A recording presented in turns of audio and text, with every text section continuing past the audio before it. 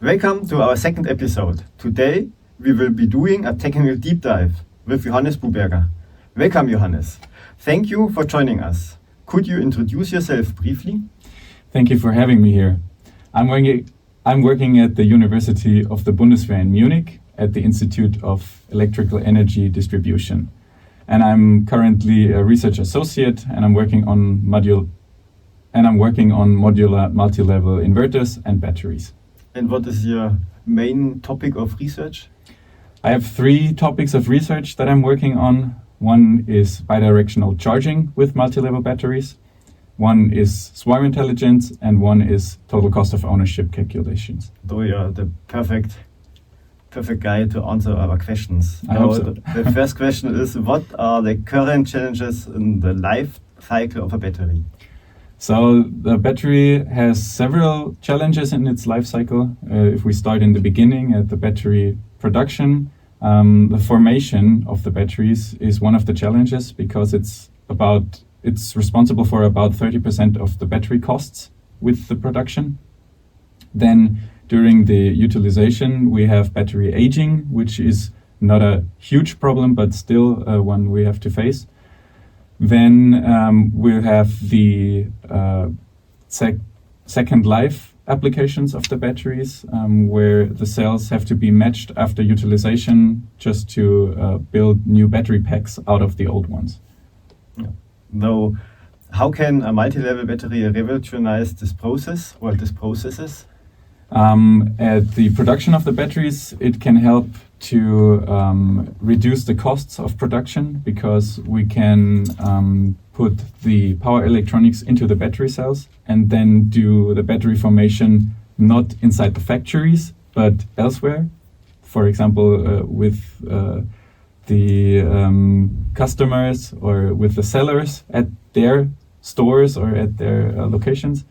Like in mobile phones, we do it already. So the customer gets a not formated, not aged mobile phone, and the first charging is really important. Yeah. So you should figure out where you do it. Don't stop it. Yeah. Such things. So maybe that's the future also for mobile. Yeah, we can try to do this also in a vehicle. It's probably not as easy as with phones because you can't just carry the car somewhere. But if it's delivered to the seller, then he can do it. Or if it's delivered to your door, then maybe you can do it. And we have calculated that it brings the customer 450 euros if we would do that. So maybe it's more for affordable cars, not for luxury cars. Yeah, and then the battery inside the vehicle will probably age not as quick as in a normal car. So you can expect a longer lifetime of the batteries in the car. And also the battery replacements are becoming less frequent. And then if you want to use the battery as a second life battery, then it's much easier to use it as such a thing, because in normal batteries, you disassemble the whole battery and use the single cells and then rematch them to a new battery pack. And with a multi-level battery, it's as easy as just putting new software on it. And since it knows already what the batteries went through and which state of health they have, it can just use them as it is. And it's already a bidirectional charger, so a stationary system is almost the same thing. Yeah, that's true. So, and what does this mean to the battery lifespan and production costs? Well, as we already discussed, it can reduce the production costs due to the formation that can be done somewhere else. And also during the utilization of the batteries inside the vehicle, it can lower the energy costs because you can increase the efficiency during driving, especially with partial load conditions. And one major thing that most people do not really consider when using an EV is the charging efficiency, because it doesn't show in the range you have in the end in the vehicle, but you pay for it. Yeah. And so multi-level inverters are really, really efficient onboard chargers. Because it's built for much higher powers, and the losses you can expect are basically inverse proportional to the power you're drawing. So very low power is actually very efficient for multi-level inverters. And that's a real difference to the classic onboard chargers, which are very inefficient with low powers. Do you have a number how efficient a normal onboard charger could be? Yeah, there's a range. Or a bad one? Okay, there's a range with very low powers where you can expect about 80% of efficiency. So you're wasting approximately a fifth of the energy you put in. And at the best possible power points, you can expect about at the best possible power points, you can expect about 90% or maybe a little bit more. And with multi-level inverters, you can expect way more than 95%, even up to 99% of efficiency. Yeah. And it's really important for the customer, not only for how much they pay to get energy into their cars, also if it's a bidirectional charger. Yeah, that's also a major difference, because most of the vehicles that are on sale right now are not able to do bidirectional AC charging. Some of the vehicles can do it, but they are mostly Asian or French vehicles. But almost just Japanese yes. ones. Yeah, but the German vehicles at the moment, or at least the ones we know of that are able to do bidirectional charging, they're doing it via DC, which is much easier for the manufacturer, but the customer has to have a DC wallbox at home, and they are very, very expensive. So they are at least 10 times more expensive than a normal AC wallbox.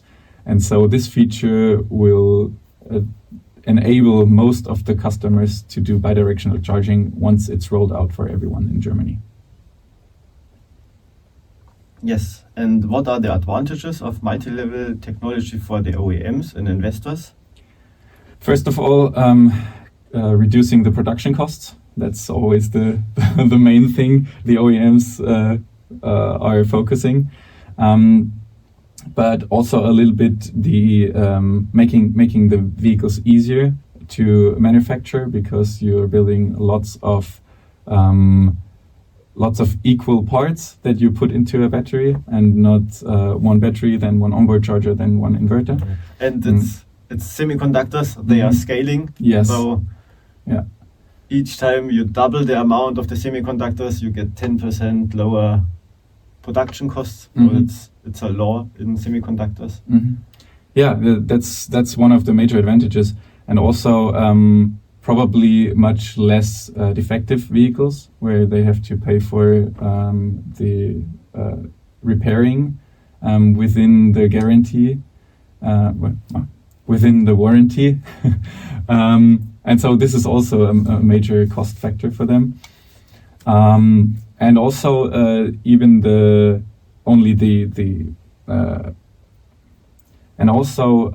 giving the customers the possibility to do bidirectional charging very easy can be a major selling point.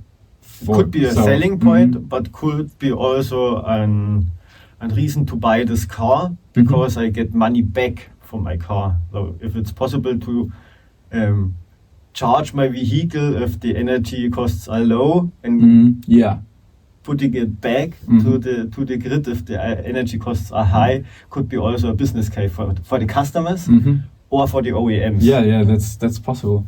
And for investors, I think it's more like missing an opportunity if you don't invest in such a technology, because we're seeing lots of research on that. And we're seeing that most of the automotive OEMs and also suppliers are working on it. And so if you're missing this opportunity, you might miss a major technology leap. And so doing that would be probably also great for investors because they can just make more money on it. For the not automotive listeners to the podcast, what is an OEM? An original equipment manufacturer. So basically the car manufacturers, in this case. So an Audi, BYD, Volkswagen, BMW. What is the impact of the technology on the total cost of ownership? So your main field of research. Yeah, so first of all, the main impact is the buying costs that can be reduced. So the initial purchase prices can be reduced. If the manufacturers are willing to do that, because that means they're having less profit, they can just maybe also build the vehicles for cheaper and then keep the profits. But this would be one of the impacts.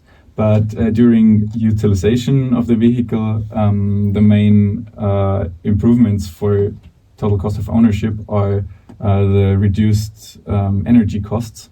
So when you're driving, you're using less energy that you then don't have to pay, and also charging. Charging is very high, has a very high impact on the overall energy bill you're paying in the end. And then also bidirectional charging would drastically decrease the total cost of ownership, because you can get some money back when you're having the vehicle in an operational state where it can maybe also do some charging and discharging with the power grid and buying, selling energy when the prices are high or low. And then also one major factor is the battery lifetime will be longer with multi-level batteries. So either the vehicle is lasting longer and you have to buy the next vehicle later and can use it for longer. And how did you calculate it in the total cost of ownership? Is it calculated if you sell the vehicle after 8 years, or is it until the lifetime is over? It depends on the study, but I think the reasonable thing to do is calculating the ownership until the vehicle is scrapped, because then you mitigate the effects of buying and selling after 3 years, after 5 years, after 8 years. And also the cost of the price of an electric vehicle is not that easy to calculate. So it's more an thumb rule. Yeah, and it depends. It depends greatly on what equipment you're getting in the car. If you have, like, for example, a good infotainment system, or if you have new tires, even something like that is not technologically relevant for our calculations, that would have a huge impact on the resale prices of the used vehicles. Well, the media is talking about electric vehicles right now. But with a multi-level converter, it's possible to calculate the SOH, so how healthy are the batteries, in a more precise way. That's true, and that would be also nice for reselling the vehicle, because you can basically prove that you have a certain state of health left in the vehicle, and so it's better for the seller and also for the buyer. And then if the vehicle is scrapped for any reason, that could mostly also be technical issues with non-battery related things, then you still have a battery that is at a higher state of health than a normal battery. And so if you can sell it to someone who builds a second life battery or something, or put it into your your home storage, then you have a higher value for that, because you can use more of the capacity. Cool. So what steps should an OEM and investor take now? Or the government. Maybe also the government. First of all, I think it's always good to have more money to research on it. And I think that is especially important because we see. Okay. And I think that is especially important because we see also a lot of research coming from Asia, especially China. I think we are very strong in research here in Germany and in Europe overall. but we don't know how much Asia has already discovered or researched. We're not sure what they are publishing. Yeah, we are seeing just the published papers. Yeah. China is really good in modular multi-level converter for HVDC, so maybe they do also a lot of stuff behind the scenes. Yeah. About multi-level converters for batteries. Yeah, that's true. And so I think it would be a missed opportunity to not invest in such a technology, because if China is faster than us, then there's probably no possibility to invest in that anymore. But yeah, that's just a suggestion. And we at PULSETRAIN works already together with 2 OEMs, so all others are welcome. Do you have some last words? Yeah, I just wanted to thank you for having me here at the podcast, and I hope the listeners enjoyed it. Hopefully. Some words from me. It's time to take the lead, to show the world that we can deliver the solution the planet needs.